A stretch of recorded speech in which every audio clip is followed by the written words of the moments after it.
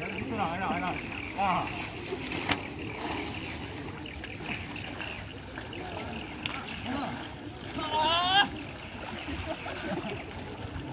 pagi sedikit.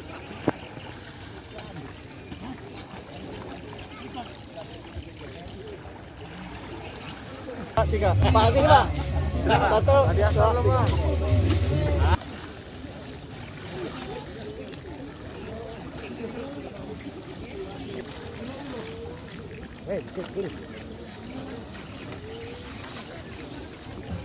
Jadi ini akan dilaksanakan insya Allah pada tahun ini juga, mungkin tidak lama lagi ya, akan dilaksanakan pada sekitar kawasan Jakabaring.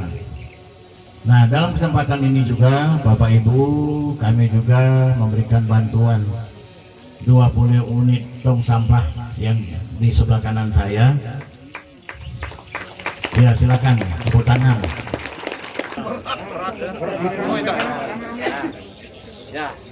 Atau melakukan gerakan nyata, yaitu membersihkan sungai di kawasan Jakabaring, yaitu Sungai Aur dan Sungai Probitan. Ya, mudah-mudahan dengan gerakan ini bagi masyarakat yang di sekitar sini, mereka akan sadar bahwa perlunya bersih lingkungan, ya, membersihkan sungai, supaya ini kan juga menjaga lingkungan dan juga mengatasi banjir yang pada titik-titik tertentu sering terjadi luapan.